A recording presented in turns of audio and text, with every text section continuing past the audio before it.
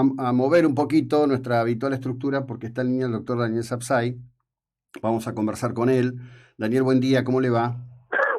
¿Qué tal? ¿Cómo está Juan José? ¿Qué dice? Bien, bien, acá estamos, llevando esta jornada después de las horas de oprobio que en general nos ha tocado vivir en estos últimos días. En rigor, en el día de ayer, bueno, yo creo que si faltaba algo entre lo que ocurrió allí donde están las piedras que expresan el dolor de esos muertos a los que no se le pudo rendir honores al momento de su deceso, las imágenes que se arrancaron y los gritos liderados por el jefe de gobierno de la provincia de Buenos Aires, Martín Insaurralde, en contra del expresidente Macri y su madre, me parece que casi nos dejan sin palabras, ¿no? Sí, es como una escalada donde salíamos de lo de Nick, que nos parecía ya como una cumbre de lo que un gobernante no debe hacer. Ya habíamos tenido otros episodios también increíbles. Y ahora esto que es un oprobio, realmente es algo que a toda persona mínimamente ética, y diría mínimamente humana, le tiene que generar una bronca bestial. Que semejantes forajidos y arengados, porque ahora que dicen que ellos mismos, algunos de ellos están condenando lo que se hizo, pero salía de las entrañas de ese acto y de personas importantes que en una suerte de ronda, de escrache, arengaban para que se destruyeran toda esa especie de monumento tan importante con las piedras y con los carteles, en homenaje a 115, casi 116.000 muertos, muchos de los cuales producto de la responsabilidad y de la mala conducción y gestión de las vacunas de este gobierno, ¿no? Realmente es algo que genera una rabia enorme.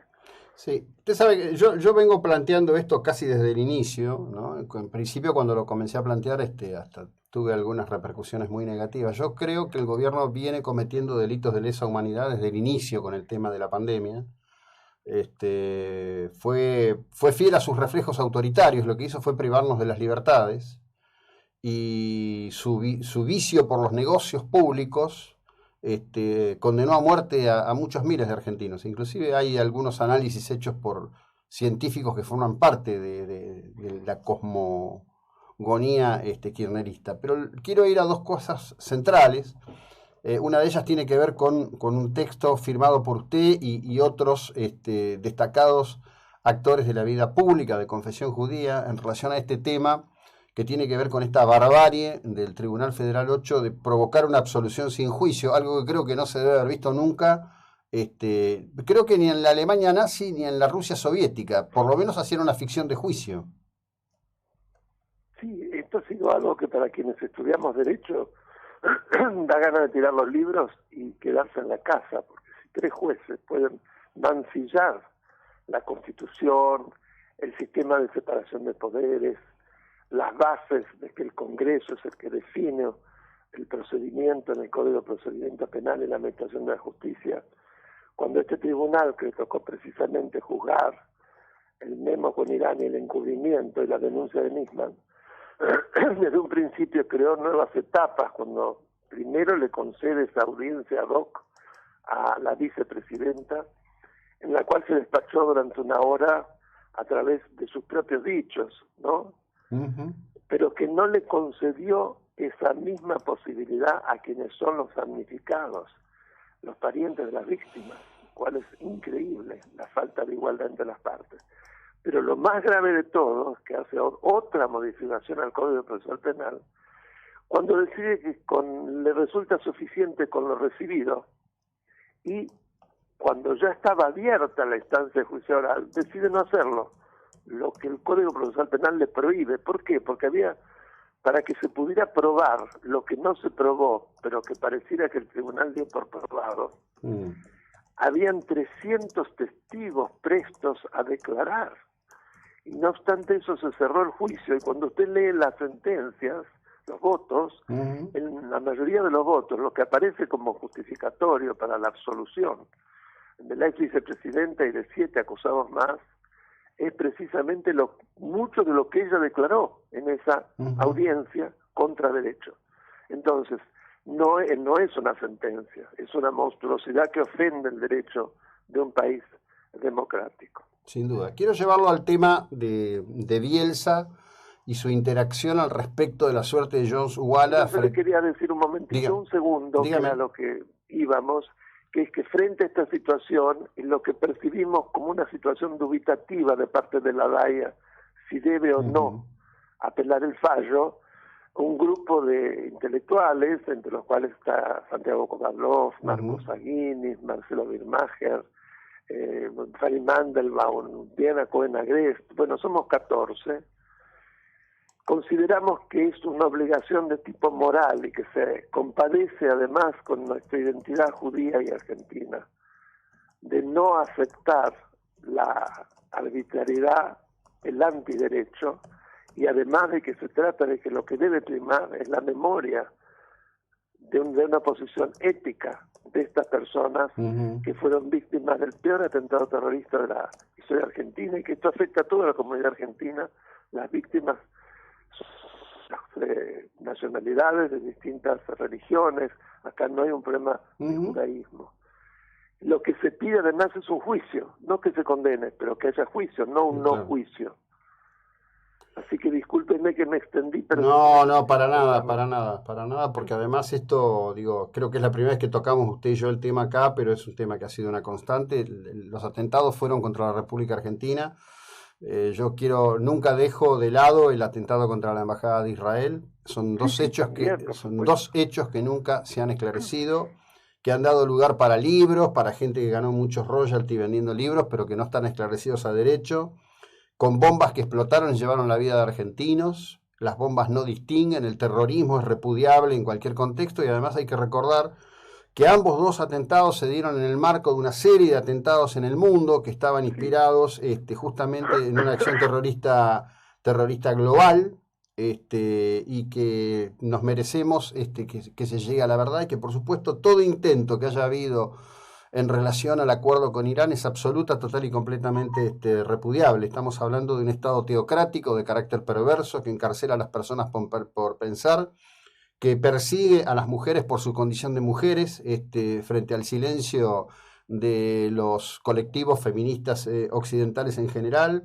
No, para nada. Nunca es poco lo que se diga. A veces siempre pienso que no sé cómo podríamos hacer para hacer algo más y que se entienda mejor. Pero bueno, desde ya que le agradezco todo esto. No, al contrario, ahora hay una gran diferencia con todos esos otros atentados. Me refiero a Tocha, me refiero a Torre Gemela, el de Niza, el del metro de Londres, y podríamos seguir, que rápidamente han sido esclarecidos. Sí, por supuesto. Esto solo pasa en la Argentina, pero rápidamente se tomaron a los responsables, se tomaron las medidas necesarias, ya casi no se repiten. Sí. En cambio, en la Argentina esto no ha sido así, porque parece que quienes son muy poderosos están involucrados en quienes cometieron el asesinato, el crimen. Es que desde el origen está claro que hay un involucramiento de quienes eran estamento de poder en aquel momento. Sin duda, una cosa obscena, ¿no? Absolutamente obscena. Quería pedirle 2 líneas sobre este tema. Yo estoy, bueno, además de lo que hago habitualmente para esta radio, para nuestro medio Noticias Protagonistas, estoy hace ya un tiempo escribiendo para Mendoza Online. Subí ayer una nota sobre el tema del pasado montonero de Bielsa. Sí. Porque me incomoda que vio esto que se mira la vida en fotos, ¿no? Por supuesto, sí. Bielsa fue un activo montonero partícipe de atentados criminales, ¿no? No es casualidad que tiendan a pensar que lo tienen que proteger a Jones Walla y el objetivo mapuchista de obtener un estado separado de Argentina en la Patagonia. Claramente él estuvo detrás de la consagración del Día del Montonero. Hace muy poco tiempo, para 2 años, ni 2 años. Sí. Inclusive con su verborragia enjundiosa, él consideró que habían sido patriotas y héroes los que atentaron contra la vida de cientos de personas, por qué no miles, sobre todo durante la década del 60 y parte del 70, y que nunca se investigó. Que yo hace tiempo que considero que allí sí no hay duda que hubo lesa humanidad. Sin embargo, nuestros tribunales, con una posición absolutamente de mirar solo con un ojo, consideran solamente los las víctimas del terrorismo de Estado como crímenes de lesa humanidad y no violando el Estatuto de Roma que crea la Corte Penal Internacional cuando son creados por bandas armadas terroristas. Entonces, lo que ocurre es que si se aplicase la sanción que le corresponde, Bielsa no podría ser ministro, tendría que estar preso. Como están presos la cantidad de generales del proceso y muchos con prisión preventiva y en circunstancias, pero eso es otro tema realmente más que indecorosos y se mueren por ser maltratados, ¿no? Pero en cambio del otro lado ocupan cargos muy relevantes y lo que es más peligroso, que esto desemboca en la consecuencia, usted ve muy bien, que apoyan a terroristas que atentan contra la Argentina, porque Coneguala está detrás de los hechos más violentos de los pseudo mapuches, que han ocupado tierras, que han destruido propiedad tanto pública como privada, y el Estado, por lo menos nacional, los apaña. Usted habrá visto que ahí hubo otro juicio oral del cual desistió el ministro de Medio Ambiente, de quien depende Parques Nacionales, a pesar de que salía en Villa Mascardi, no solo se ocupó, sino que se destruyeron especies. Renunció a que se haga el juicio oral porque dice que tienen que parlamentar entre las partes, ¿no? Es como pedirle en la época de Hitler a los judíos que conversen con los nazis mientras estaban en los campos de concentración, ¿no? Sí, es exactamente lo mismo. Llegar a una solución pacífica. Lamento en este sentido profundo. Un cinismo total, pero es lo que en un nivel inferior, para que la gente entienda, ocurre. ¿Cómo van a poder parlamentar con tipos armados hasta los dientes, que les han ocupado la propiedad, que aquellos propietarios que osaron quedarse los van diezmando porque los someten a golpizas tremendas, les incendian sus automóviles, les van destruyendo sus campos? Entonces tienen que conversar. Realmente parece cómico si no fuera una tragedia humana espantosa. Sí, sin duda. Y una vez más, lo que está haciendo con esto el ex canciller Bielsa es justificar y apoyar a esos energúmenos, como lo hace también la presidenta del INAI, del Instituto Nacional de Asuntos Indígenas, Magdalena Barda, que justificó la existencia de un Estado mapuche separado, porque el mismo Walla dice que ellos no aceptan la soberanía argentina. Todo eso en violación a la Constitución de una manera grotesca, ¿no? Y flagrante, como siempre. Desde ya, muchísimas gracias. Que tenga usted una muy buena jornada. Para mí, como siempre, su producción, le pido después que me manden la grabación. Sí, por supuesto, los chicos están súper entrenados. La subirá después usted en su página de YouTube, que seguimos con mucho placer. Un abrazo, gracias. Un abrazo. Hasta luego.